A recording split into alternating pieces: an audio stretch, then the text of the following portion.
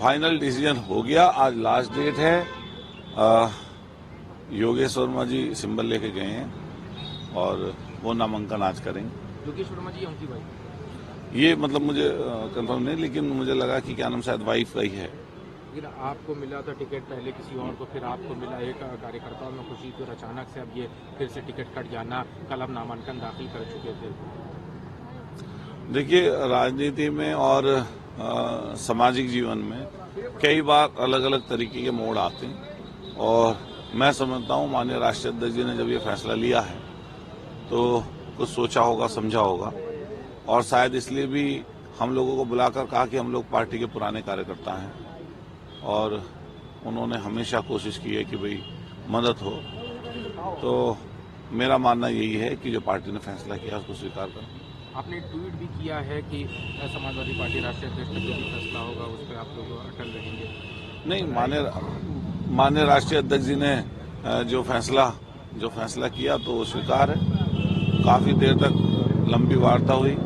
उस लंबी वार्ता में कई बातें आई। हालांकि वो बातें ऐसी हैं कि मान लिया उसको तो हम लोग डिस्क्लोज नहीं कर सकते, लेकिन राष्ट्रीय अध्यक्ष जी ने बात की और बात करने के बाद में फैसला किया। बहुत सुबह आज आपको बुला लिया उन्होंने। हाँ, मतलब पूरी रात से हम लोग यहीं पे थे तो साहब जल्दी आए। माननीय राष्ट्रीय अध्यक्ष जी सुबह जल्दी आए और राष्ट्रीय अध्यक्ष जी जल्दी आकर मुझसे बात की और दोनों लोगों की सहमति बनाकर फिर उनको जो है सिंबल देकर भेजा।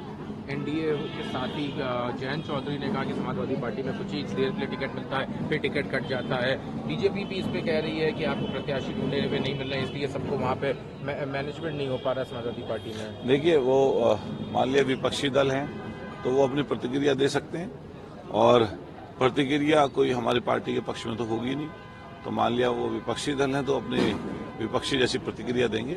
लेकिन मैं अपने तमाम साथियों से, जैसे मेरठ और आसपास हमारे जो भी उत्तर प्रदेश और प्रदेश या देश में जो लोग हैं हमारे मानने वाले, जानने वाले, मैं सबसे ही कहूँगा कि समय को जो है स्वीकार करना चाहिए और समय पर जो है अलग अलग परिस्थितियों का सामना करना पड़ता है और ऐसी सब परिस्थितियों के लिए सामना करने के लिए हम सब लोगों को तैयार रहना चाहिए। आगे की क्या रणनीति रहने वाली है चुनाव में? किस तरह से आप अपने आप अब तो चुनाव सिर पर है और पार्टी तय करेगी। जो पार्टी तय करेगी, मान लिया विधायक तो हमें सरना के लोगों ने बनाई रखा है। संघर्ष की हमारी एक पहचान है तो वो संघर्ष लगातार जारी रहेगा। प्रत्याशी को सपोर्ट करेंगे? नहीं, प्रत्याशी तो नहीं, प्रत्याशी मान लिया कर दिया तो उसको सपोर्ट करेंगे। कहीं अफसोस होगा, दुख होगा एक लंबे? नहीं, मान लिया ऐसा है ना, जैसे कोई कहने लगे कि भाई आपका टिकट कट गया तो खुशी हो रही है, तो ऐसा तो होता नहीं है। मतलब ये ऐसी भी चीज नहीं है कि मान लिया इसको हम लोग ऐसा करें। तो लेकिन पार्टी के राष्ट्रीय नेतृत्व ने, माननीय राष्ट्रीय अध्यक्ष जी ने कुछ तय किया और मुझे यहाँ पर बुलाया, मुझसे बात की और काफी लंबी देर तक वार्ता की। तो मैं कहूँगा कि हम लोग इसे स्वीकार करते हैं।